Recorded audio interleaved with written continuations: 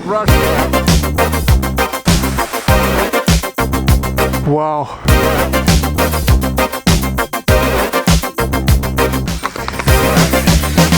24th of May 2019, Sergey Baklakov continue my video blog this morning just for less than 3 hours from St. Petersburg on a high-speed train which is called Lastочка, the Swallow. I came to one of the oldest cities of Russia. That's Novgorod's Veliky Novgorod the Great. You know, if Kiev considered as the mother of Russian cities, then here Novgorod the Great officially the father of Russian lands, because exactly at this place back in those days in 862, yeah, more than 11 centuries ago, the local people of Novgorod, they are invited the Scandinavian prince Rurik to manage the lands. And that is the year 862, which is admitted as the year of birth of Russia. And now I'm here in the place where Russia started. That's the real Russia.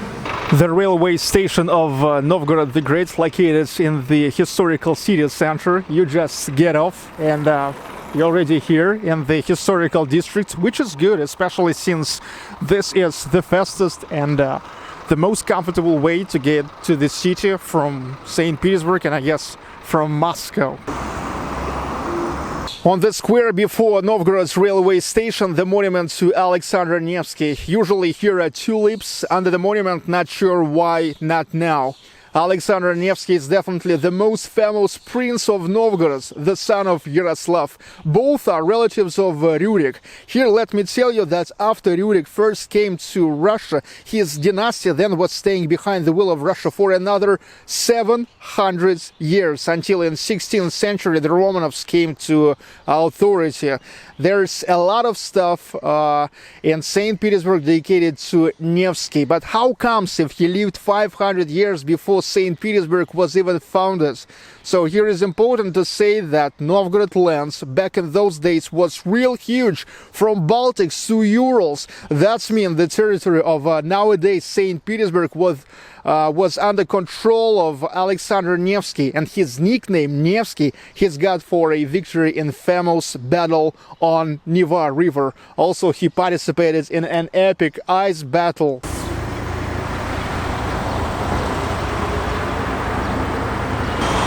Now, first of all, without any delays, let's go to the heart of the city. I'm talking about the coast of Volkhov River and the Kremlin. That's where was all the main life of Novgorod centuries ago.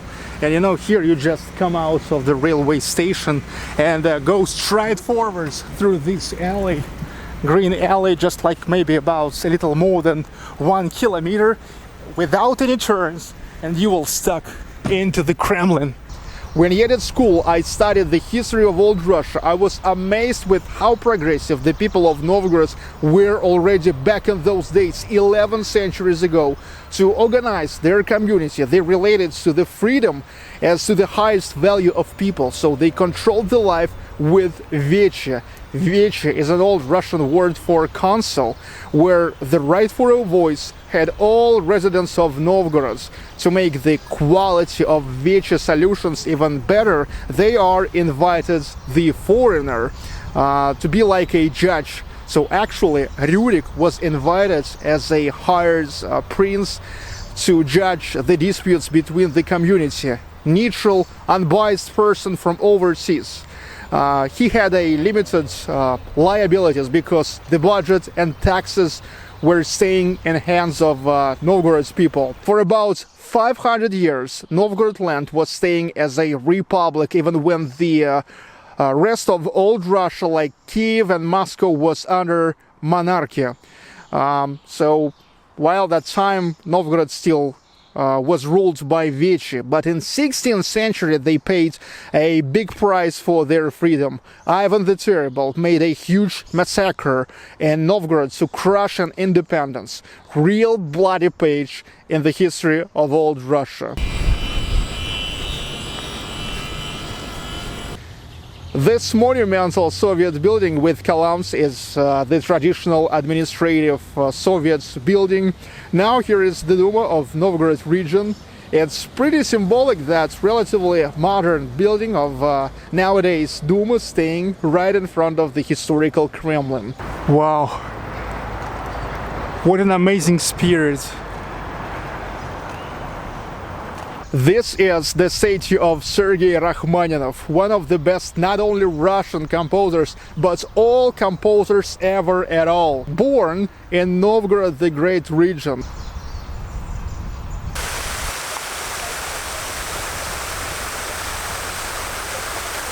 Now, finally, the Kremlin. Like most of old Russian cities, Novgorod the Great, founded on the coast of the river as a fortress. Kremlin means fortress. There's a Volkhov River on the other side of Kremlin. First off, that was made for a defense. Look, you're trying to attack this fortress. First of all, here is the water, and here was the water too. Look, definitely that was a river canal. You need to go through the river, you need to climb on a hill, then you need to climb on a tall brick walls of the Kremlin. While you're trying to do that, through that holes being completely protected, they are shooting you, and killing you. And they have an advantage. And the second reason, the rivers, the ships, that was the main traffic back in the days. There wasn't cars, there wasn't trains. Horses was so-so, because they was not able to carry so much weight, so rivers and the ships, that were the kings.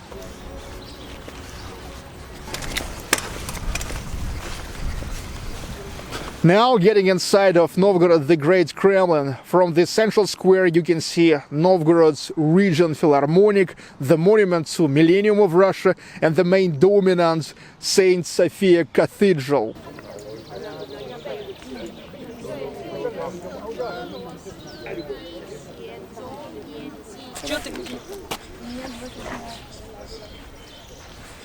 Saint Sofia Cathedral, also known as Holy Silence Cathedral, the oldest Orthodox Christian church in contemporary Russia. This cathedral depicts the architectural style of old Russia, which is here symbolize a middle-aged strong man with a short neck and an iron helmet dome on his head.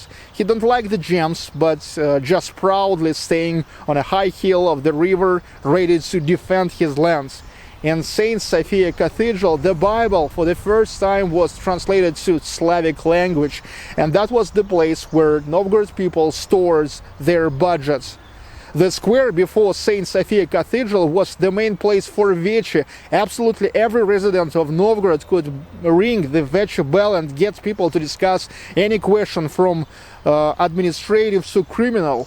When people couldn't get to agreement, the prince had to judge, but there was even one more thing to make a decisions more fair. Very important role also played the Archbishop of Novgorod. The solutions of Vechi were never taken in action right away, but a little bit late after the approval of Archbishop.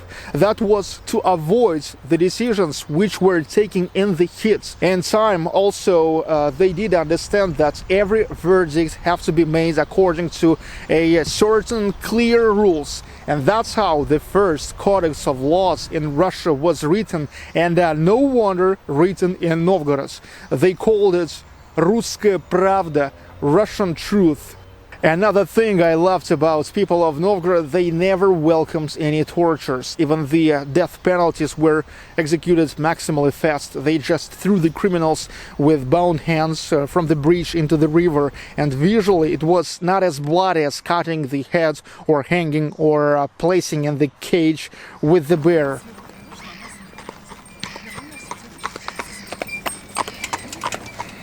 Another side of Volkhov River. The legendary Volkhov River, which made this region back in the days real great region, Great Novgorod. Through this river, if you go that direction, you're getting to Ilmen Lake. If you go that direction, you're getting to Lake Ladoga, Neva River, Baltic Sea, and from Baltic Sea just everywhere. Thankful to this river, the life in and Novgorod the Great was rolling over. The economy was rolling over. That side of the city called trading side, market side, that's where was the market. And in the best years of Novgorod the Great, there was 2,000 merchant points. And it seems like those arcs is the only what left from the Gostinny Dvor, guest yard, trading rows.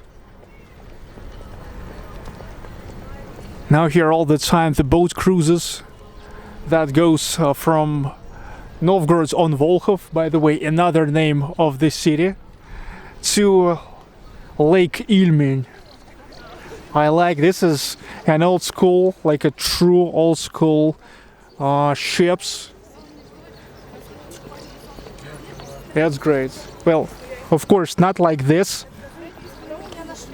but it's like the old Soviet boats. The basements of Novgorod's people was a middle class, merchants with the land, house, family, things to sell, and often with their own manufacturers. In the best years of Novgorod the Great, there was 2,000 merchant points in the city, strong commercial connections with the Western Europe merchants and markets.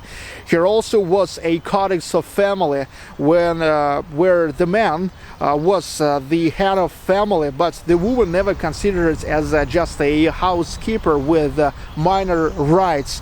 More than that, when the man went out for a merchant or military matters, the women becoming the heads of families. So until the 16th century, Novgorod was a rich, educated and civilized population with their own council, codex of laws, codex of family, strong connections with the Europe and untouched old Slavic traditions. Even the golden Mongol hordes never came to Veliky Great Novgorod.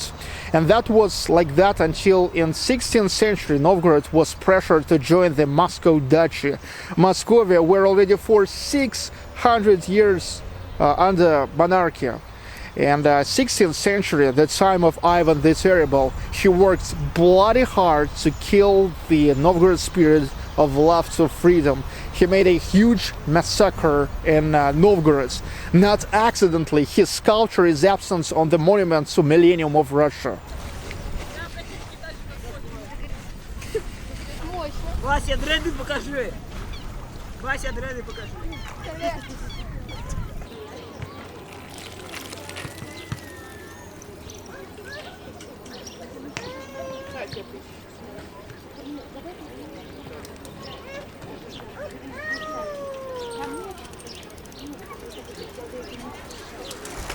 The monuments to Millennium of Russia was made by an order of Tsar Alexander II.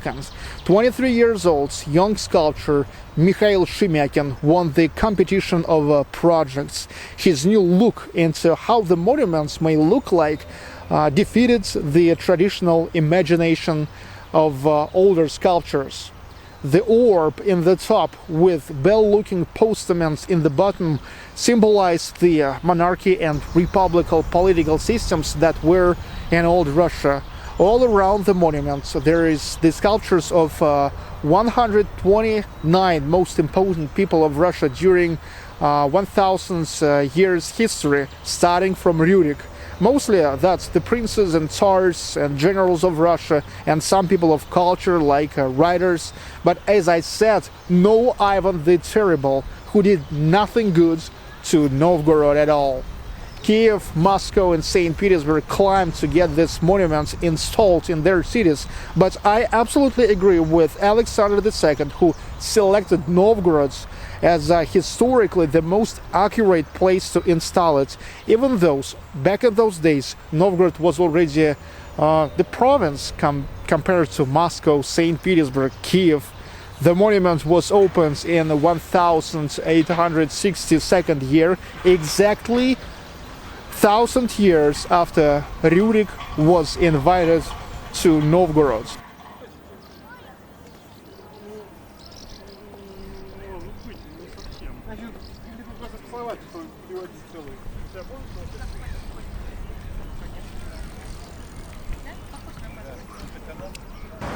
by Sergei Vasilievich. I want to finish this video on the background of the monument to Sergei Rachmaninov. When somebody tells me that classical music is boring and not understandable, I just recommend to listen to at least piano concert number 2 of Sergei Rachmaninov. Then you will understand that classical music, it's easy and it's beautiful. Came here early in the morning, never noticed how now an evening came, because I enjoyed this city. I enjoyed the truly old Russian vibe, at least in that historical part where's the Kremlin, and I believe that I will get back here again, because enough of stuff yet to film. In addition, like for the second episode of videos about Novgorod the Great. Stay tuned and keep watching.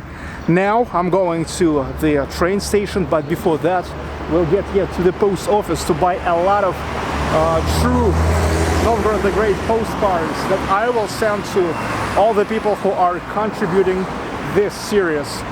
Stay tuned and keep watching. Comment, like, subscribe. See you. Real Russia. Wow.